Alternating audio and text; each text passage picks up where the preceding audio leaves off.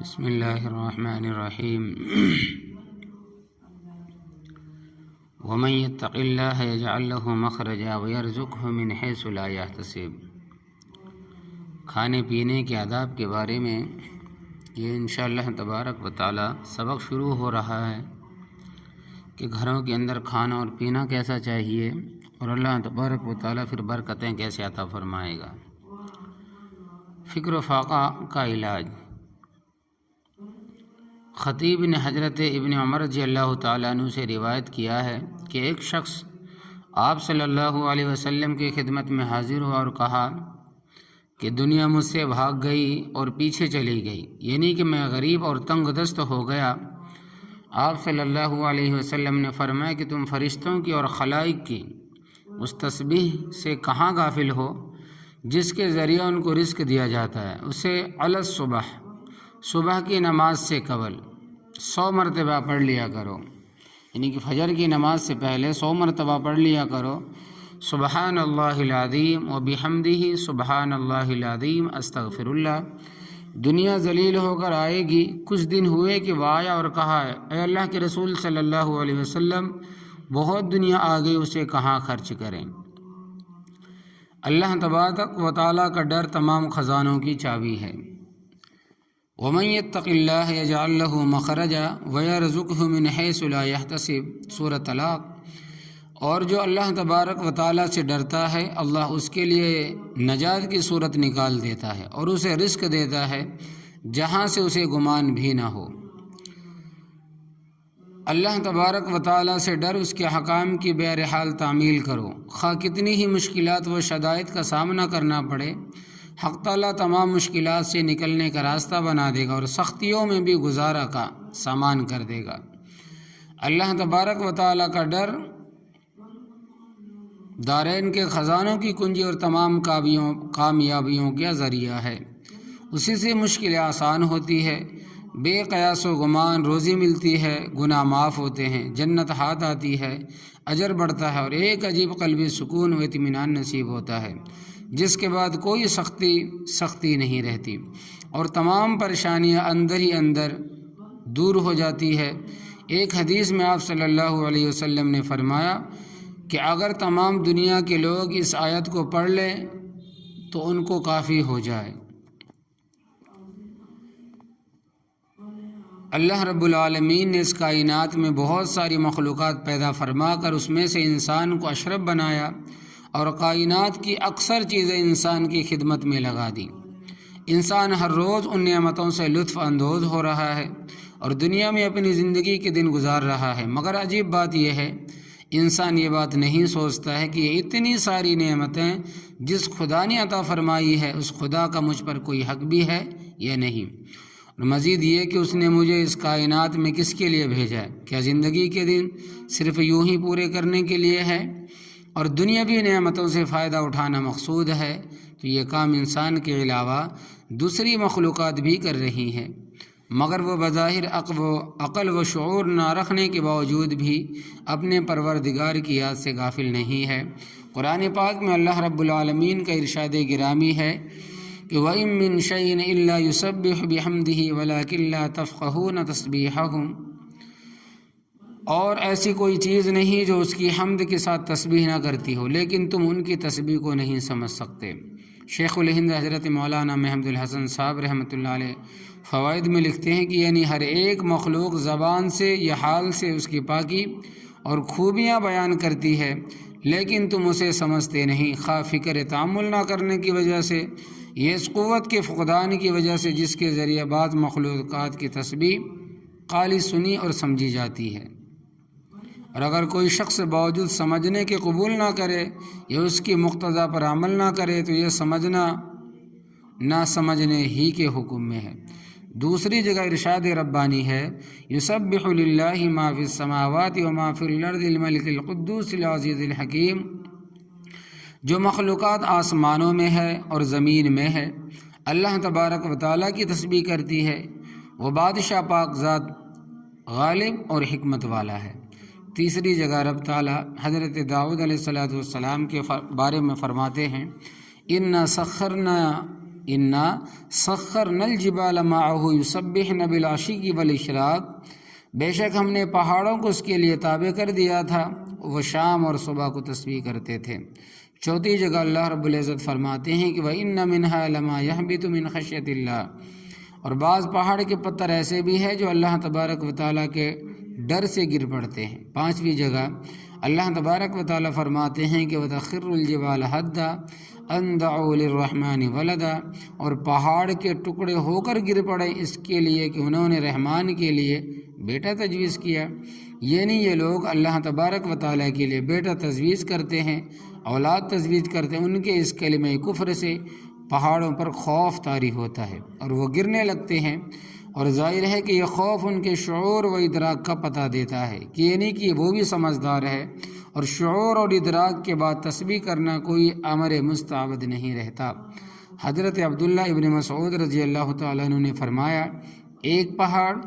دوسرے پہاڑ سے کہتا ہے کہ اے فلاں، کیا تیرے اوپر کوئی ایسا آدمی گزرا ہے جو اللہ تبارک و تعالیٰ کو یاد کرنے والا ہو؟ اگر وہ کہتا ہے کہ ہاں تو یہ پہاڑ اس سے خوش ہوتا ہے۔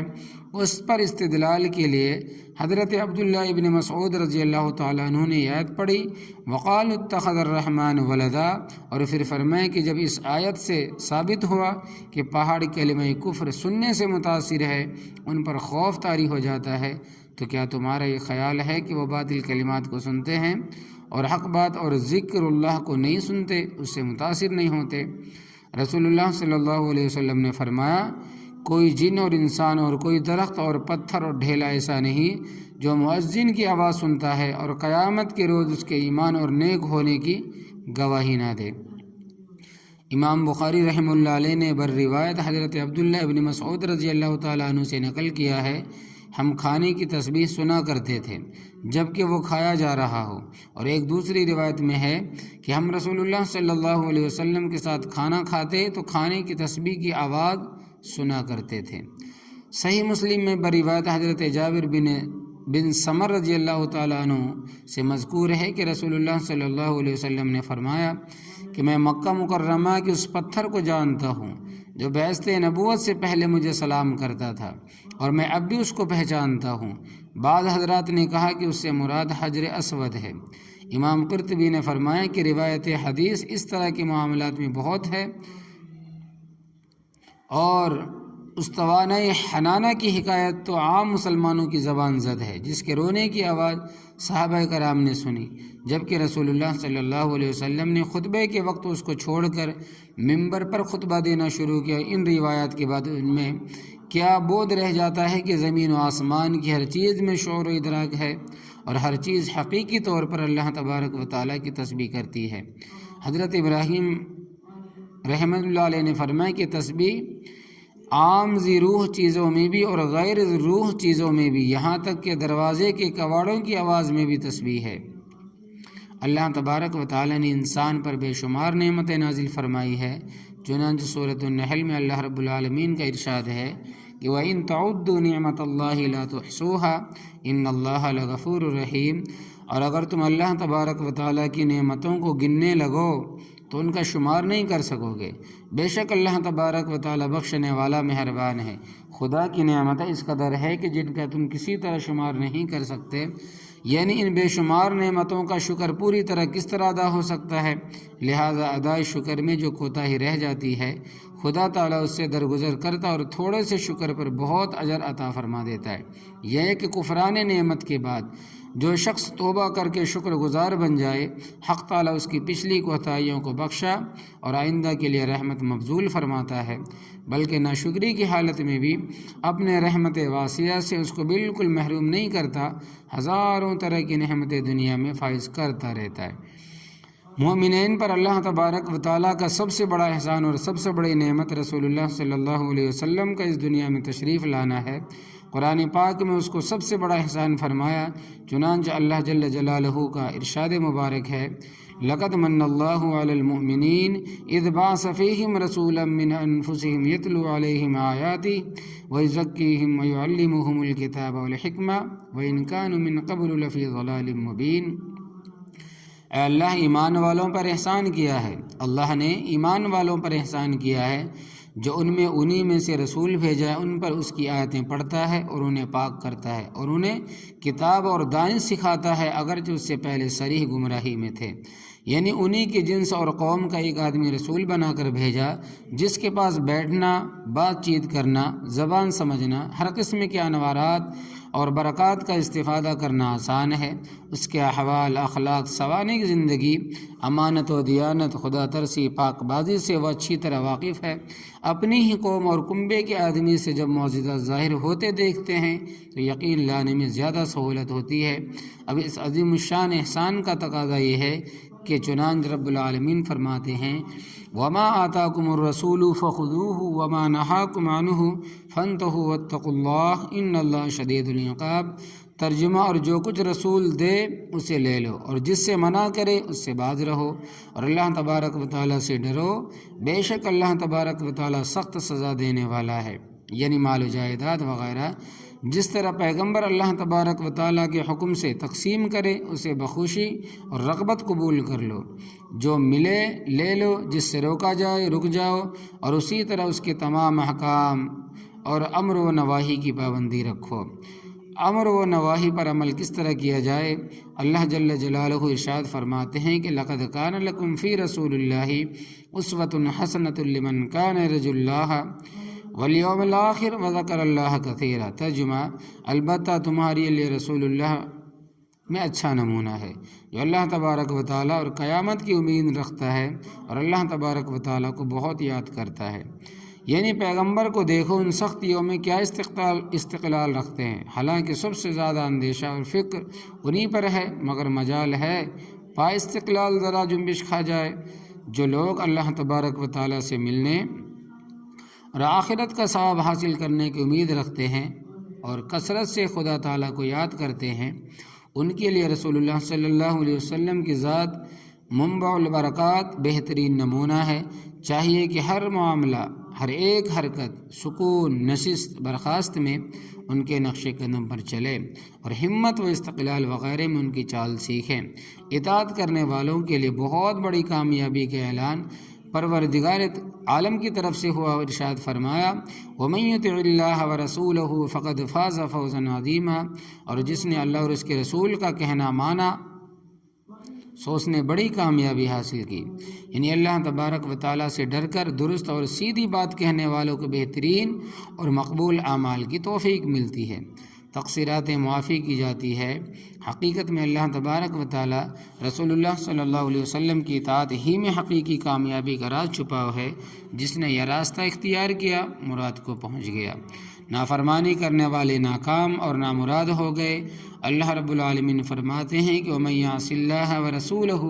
فَقَدْ ضَلَّ ضَلَالًا مُبِينًا، اور جس نے اللہ تبارک و تعالیٰ اور اس کے رسول کی نافرمانی کی وہ صریح گمراہ ہوا۔ یعنی اللہ تبارک و تعالیٰ اس کے رسول صلی اللہ علیہ وسلم کا فیصلہ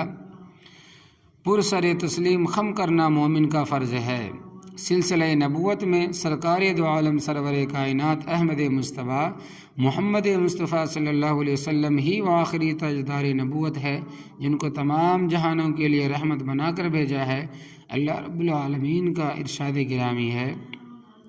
وَمَا أَرْسَلْنَاكَ إِلَّا رَحْمَةً لِّلْعَالَمِينَ، ترجمہ، اور ہم نے تو تمہیں تمام جہانوں کے لوگوں کے حق میں رحمت بنا کر بھیجا ہے۔ یعنی آپ صلی اللہ علیہ وسلم تو سارے جہانوں کے لیے رحمت بنا کر بھیجے گئے ہیں۔ اگر کوئی بدبخت اس رحمت عامہ سے خود ہی منتفع نہ ہو تو یہ اس کا قصور ہے۔ آفتاب عالم تاب سے روشنی اور گرمی کا فیض ہر طرف پہنچتا ہے، لیکن اگر کوئی شخص اپنے اوپر تمام دروازے اور سوراخ بند کر دے تو یہ اس کی دیوانگی ہوگی۔ آفتاب کے عموم فیوز میں کوئی کلام نہیں ہو سکتا، اور یہاں رحمت للعالمین کا حلقہ فیض اس قدر وسیع ہے جو محروم القسمت مستفید نہ ہونا چاہے اس کو کسی نہ کسی درجے میں بے اختیار رحمت کا حصہ پہنچتا ہے۔ چنانچہ دنیا میں علوم و نبوت، تہذیب و انسانیت کے اصول کی عام اشاعت سے ہر مسلم و کافر اپنے مذاق کے موافق فائدہ اٹھاتا ہے۔ نیز حق تعالیٰ نے وعدہ فرمایا کہ پہلی امتوں کے برخلاف اس امت کے کافروں کو عام مستاصل عذاب سے محفوظ رکھا جائے گا۔ میں تو یہ کہتا ہوں کہ نبی کریم صلی اللہ علیہ وسلم کے عام اخلاق کے علاوہ جن کافروں کے پر آپ صلی اللہ علیہ وسلم جہاد کرتے تھے وہ بھی مجموع عالم کے لیے سراسر رحمت تھا، کیونکہ اس کے ذریعے سے اس رحمت کبریٰ کی حفاظت ہوتی تھی جس کے آپ حامل بن کر آئے تھے۔ اور بہت سے اندھے جو آنکھیں بنوانے سے بھاگتے تھے، اس سلسلے میں ان کی آنکھوں میں بھی خواہ مخواہ ایمان کی روشنی پہنچ جاتی تھی۔ اور جب کہ یہ معلوم ہوا کہ رسول اللہ صلی اللہ علیہ وسلم کو ساری دنیا کے لیے رحمت بنا کر بھیجا گیا ہے، اس رحمت سے اپنا حصہ حاصل کرنے کا بہترین اور آسان طریقہ یہ ہے کہ رسول اللہ صلی اللہ علیہ وسلم کی ہر ادا کی اتباع کی جائے، اور یہ اتباع زندگی کے ہر لمحے سے متعلق ہونا چاہیے۔ گویا زندگی کا کوئی لمحہ، کوئی کام اتباع سنت سے خالی نہیں ہونا چاہیے۔ اب جو شخص بھی آپ صلی اللہ علیہ وسلم کے مبارک طریقوں کو اپناتا چلا جائے گا وہ اللہ تبارک و تعالیٰ سے قریب ہوتا چلا جائے گا، یہاں تک کہ اللہ تبارک و تعالیٰ اسے اپنا محبوب بنا لیں گے۔ ہم ہر عمل میں اتباع رسول صلی اللہ علیہ وسلم، جہاں مسلمانوں کی خوش نصیبی ہے وہاں رسول اکرم صلی اللہ علیہ وسلم سے سچی محبت کی علامت بھی ہے، اور جس اتباع کا مسلمانوں کو حکم دیا گیا ہے وہ در حقیقت رسول اکرم صلی اللہ علیہ وسلم کے ارشاد مبارکہ ہے، جنہیں محدثین رحمۃ اللہ علیہم اجمعین نے اپنی اصلی شکل میں محفوظ فرمایا، اور 1400 سال گزرنے کے بعد اب بھی ہمارے پاس محفوظ ہے۔ رسول اقدس صلی اللہ علیہ وسلم نے نہایت تفصیل کے ساتھ ہر چیز سکھا دی، یہاں تک کہ یہ بھی سکھایا ہے کہ جب قضاء حاجت کے لیے جائے تو قبلہ رخ نہ بیٹھیں اور نہ دائیں ہاتھ سے استنجا کرے۔ اسی طرح سے روزمرہ کی زندگی میں کھانا پینا ہر انسان کی ضرورت ہے، اس ضرورت کے بارے میں بھی نبی اکرم صلی اللہ علیہ وسلم نے ایسے آداب بیان فرمائے ہیں جن کے ذریعے کھانا کھانا عبادت بن جاتا ہے اور اتباع کے ساتھ اجر و ثواب کا ذریعہ بھی بن جاتا ہے۔ گویا عادات سنت نبوی کے مطابق ہو جانے سے عبادت بن جاتی ہے۔ دین اسلام کے 5 بڑے بڑے شعبے ہیں: عقائد، عبادات، معاملات، معاشرت اور اخلاق۔ ان میں سے اگر ایک شعبہ بھی چھوڑ دیا جائے تو دین مکمل نہیں ہوگا۔ دور حاضر میں مسلمانوں نے معاشرت کو دین سے بالکل خارج کر دیا ہے۔ اس بارے میں حضرت حکیم الامت مولانا اشرف علی تھانوی رحمۃ اللہ علیہ فرمایا کرتے تھے کہ آج کل لوگوں نے معاشرت کو تو دین سے بالکل خارج کر دیا ہے، نکال دیا ہے، اور اس میں دین کے عمل دخل کو لوگ قبول نہیں کرتے، حتیٰ کہ جو لوگ نماز روزے کے پابند ہے بلکہ تحدث گزار ہے، ذکر و تسبیح کے پابند ہے، لیکن معاشرت ان کی بھی خراب ہے، دین کے مطابق نہیں ہے، جس کا نتیجہ یہ ہے کہ ان کا دین ناقص ہے۔ معاشرت کے معنی ایک دوسرے کے ساتھ زندگی گزارنا ہے۔ زندگی گزارنے کے طریقے کیا ہیں؟ یعنی لوگوں سے میل جول کس طرح سے ہو، کھانا کیسے کھایا جائے، پانی کس طرح پیے، یہ ساری باتیں شعبہ معاشرت سے تعلق رکھتی ہے۔ اس سلسلے میں کھانے پینے کے آداب کا نمبر سب سے پہلے بیان کیا گیا ہے۔ پیش نظر کتاب میں یہی آداب اور دعائیں جمع کی گئی ہے، کیونکہ آج کل اس کی بہت ہی زیادہ ضرورت ہے۔ مسلمانوں کی زندگی سے سنت ایک ایک کر کے نکلتی جا رہی ہے، اور غیروں کی نقالی میں ایک دوسرے سے سبقت حاصل کرنے کی دوڑ لگی ہوئی ہے، اور یہ دوڑ اب ایک خطرناک شکل میں اختیار کر چکا ہے، یہاں تک کہ مسلمانوں غیر مسلموں میں ظاہری فرق بالکل ختم ہوتا جا رہا ہے، اور مسلمان صرف صوم و صلاۃ کی پابندی کو کافی سمجھتے ہوئے دین کے بقیہ اجزاء پر عمل کرنے کے لیے تیار نہیں۔ اس پر عمل کرنا صرف انسانوں کے لیے مشکل ہی نہیں، اس پر عمل کرنا صرف ان کے لیے مشکل ہی نہیں بلکہ باعث شرم بھی ہے، اور اگر کوئی مسلمان اس دور میں دین اپنانے کی کوشش کرتا ہے تو لوگ لعن طعن کی بوچھار کر دیتے ہیں۔ اسی وجہ سے آج سنت کی اہمیت کو اجاگر کرنے کی بہت زیادہ ضرورت ہے۔ اللہ تبارک و تعالی تمام مسلمانوں کی حالت پر رحم فرمائے اور ہم سب کو عمل کرنے کی توفیق عطا فرمائے، آمین یا رب العالمین۔